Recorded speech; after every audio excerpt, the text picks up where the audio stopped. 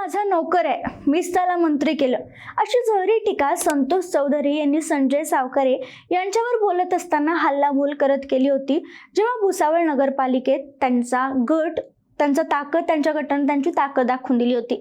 पण ही ताकद फार काळ टिकली नाहीये असं बोललं जाते, कारण सावकारे आणि भारतीय जनता पक्षाने राजकीय खेळी अत्यंत शांतपणे पण अचूक पद्धतीनं खेळाचं दिसून आलंय. आणि अवघ्या 5 महिन्यांपूर्वी नगराध्यक्ष पदाची सूत्र स्वीकारलेल्या भुसावळ नगर परिषदेच्या गायत्री भंगाळे यांचं नगराध्यक्ष पद गेले.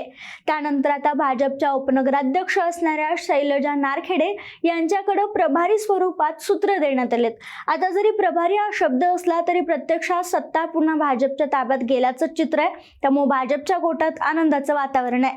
विशेष म्हणजे संतोष चौधरींनी ज्या आक्रमक शैली सावकारांना लक्ष केलं होतं त्यालाच आता सावकारांनी राजकीय उत्तर दिल्याची चर्चा सुरू झाली.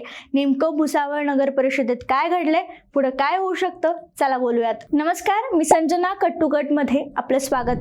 भुसावळ नगरपालिकेच्या निवडणुकीपूर्वीच भाजपचे काही नगरसेवक बिनविरोध निवडून आले होते आणि तिथूनच भाजपचा आत्मविश्वास वाढल्याचं चित्र दिसू लागलं. अर्थात या वाढलेल्या आत्मविश्वासाचा भाजपला काही प्रमाणात फायदा झाला. मात्र सुरुवातीलाच पूर्ण सत्ता आपल्या ताब्यात ठेवण्यात त्यांना यश आलं नाही. या ठिकाणी माजी आमदार संतोष चौधरी यांनी अत्यंत जोरदार राजकीय खेळी केली. त्यांनी लोकनियुक्त नगराध्यक्ष पदासाठी गायत्री भंगाळे यांना मैदानात उतरवलं आणि त्यांच्या विरोधात उभ्या होत्या मंत्री संजय सावकारे यांच्या पत्नी रजनी सावकारे. त्यामुळे ही निवडणूक केवळ नगराध्यक्ष पदाची न राहता चौधरी विरुद्ध सावकारे अशी प्रतिष्ठेची लढत बनली होती. या निवडणुकीत गायत्री भंगाळे यांनी तब्बल 1800 मतांनी रजनी सावकारे यांचा पराभव केला आणि त्या राष्ट्रवादीच्या भुसावळच्या नगराध्यक्ष बनल्या. या विजयामुळे संतोष चौधरी गटाने मोठा राजकीय विजय मिळवल्याची चर्चा सुरू झाली. भुसावळ नगराध्यक्ष निवडणुकीत भारतीय जनता पक्षाला तब्बल 27 जागा जिंकण्यात यश आलं होतं. मात्र एवढं मोठं संख्याबळ असतानाही स्वतःच्या पत्नीला नगराध्यक्षपदी निवडून आणण्यात भाजपला आणि सावकारे यांना अपयश आलं. आमदारांनी राज्यमंत्री संजय सावकारे यांच्याकडे या निवडणुकीची जबाबदारी सोपवण्यात आली होती. सुरुवातीलाच काही उमेदवार बिनविरोध निवडून आल्यामुळे भाजपच्या अति आत्मविश्वासाचं भाजपमध्ये वातावरण निर्माण झालं आणि हाच आत्मविश्वास पक्षाच्या नेत्यांना नडल्याचं बोललं गेलं.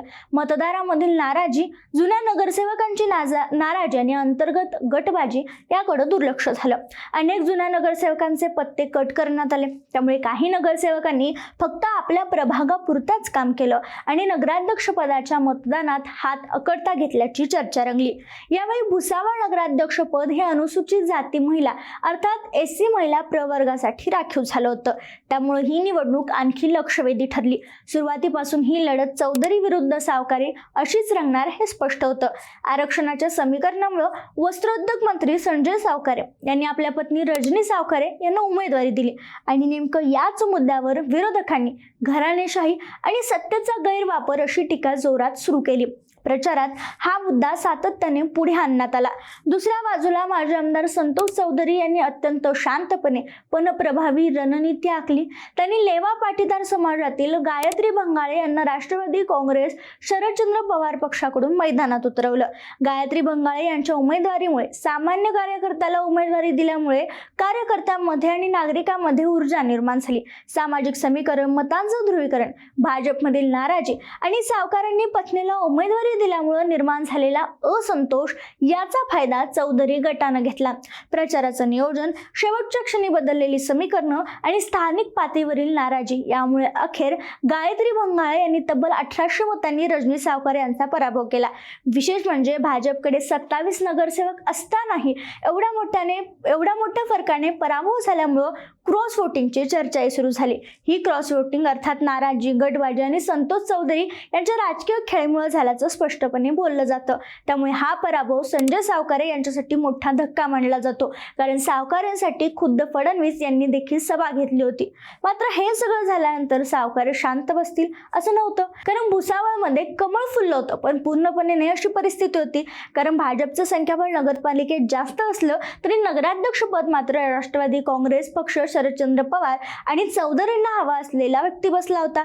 आणि मग इथूनच सावकारांनी दुसरा राजकीय डाव टाकायला सुरुवात सुरुवात केली आणि भाजपच्या नगरसेवकांनी संख्या जास्त असल्यामुळे भारतीय जनता पक्षाकडून शैलजा नारखेडे यांची उपनगराध्यक्षपदी वर्णी लावण्यात आली। त्यामुळे नगरपालिकेच्या सत्तेत भाजपचं संख्याबळ मजबूत राहिलं।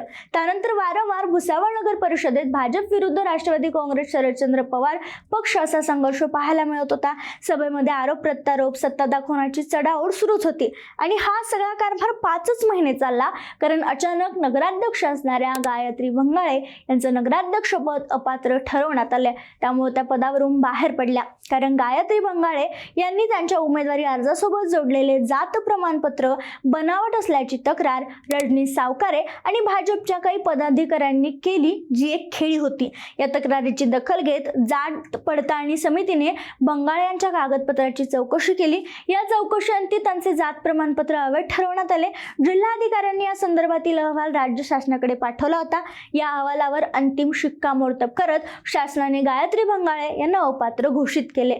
त्यामुळं आता त्या नगराध्यक्ष नसणार आहेत। मात्र नियमानुसार नगराध्यक्ष पद रिक्त झाल्यानंतर उपनगराध्यक्षा शैलजा नारखेडे यांच्याकडे प्रभारी नगराध्यक्ष म्हणून सूत्री आलेत। प्रभारी का होईना, पण नगराध्यक्ष पदाची सत्ता भाजपकडे आल्यामुळे भाजप आणि महायुतीच्या नगरसेवकांनी जोरदार जल्लोष केला। मात्र दुसऱ्या बाजूला चौधरी यांनी माध्यमांशी बोलताना जोरदार टीका केली। भारतीय जनता पक्षाला गुलाल उधळू द्या, फटाके फोडू द्या, हे त्यांचं मुंगेरी लालचं स्वप्न आहे। प्रभारी नगराध्यक्षांच्या स्वाक्षऱ्या कुठेही ग्राह्य धरल्या जाणार नाहीत, असं विधान त्यांनी केलं। मात्र या वक्तव्यामागे चौधरी गटाला बसलेला धक्का स्पष्टपणे दिसत असल्याचे विश्लेषक सांगतात।